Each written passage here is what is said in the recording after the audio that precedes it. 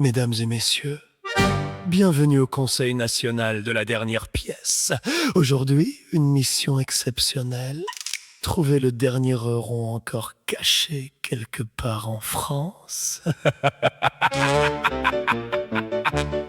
Mes chers collègues, les caisses sont vides.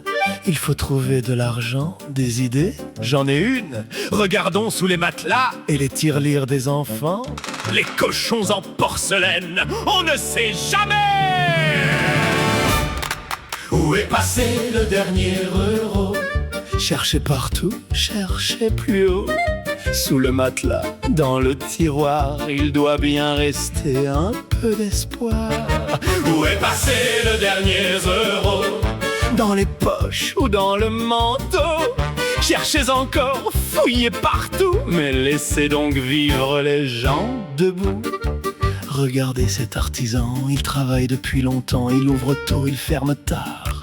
Et pourtant son compte fait grise mine quelque part. Il paye ses charges et ses factures, il connaît toutes les procédures. On lui demande encore un effort, mais son porte-monnaie demande grâce avant de sortir du coffre-fort. Mon trésor, mes outils, ma camionnette et 3 factures qui attendent depuis 2 mois.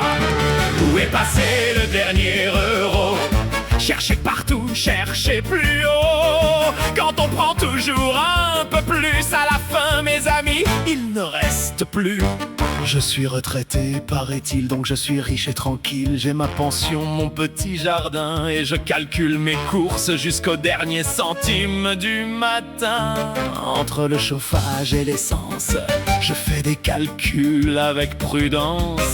Je regarde mon compte chaque soir pour savoir s'il reste encore quelque chose à boire. Mais rassurez-vous, je suis milliardaire. J'ai même réussi à acheter 2 baguettes. Où est passé le dernier euro? Il était là hier encore. On l'a cherché dans tous les bureaux. Il s'est peut-être caché dans le coffre-fort. Où est passé le dernier euro? On le poursuit depuis des années, mais à force de prendre toujours plus, même l'euro finit par se sauver. Très bien. Il faut donc trouver une nouvelle solution. Monsieur le Président, Si les familles n'achètent plus, si les artisans n'investissent plus, si les entreprises embauchent moins, si les commerces ferment, qui va encore pouvoir payer demain? c'est une excellente question. Il faut peut-être augmenter quelque chose. Oui! Mais quoi? Je ne sais pas, mais augmentons! Où est passé le dernier euro? Augmente ici, augmente là, cherche encore, ne t'arrête pas. Mais quand la poche est vide, même le meilleur calculateur ne peut pas fabriquer de l'argent dans un portefeuille. Un pays n'est pas une tirelire qu'on peut vider sans réfléchir. L'argent doit circuler pour travailler, produire et créer.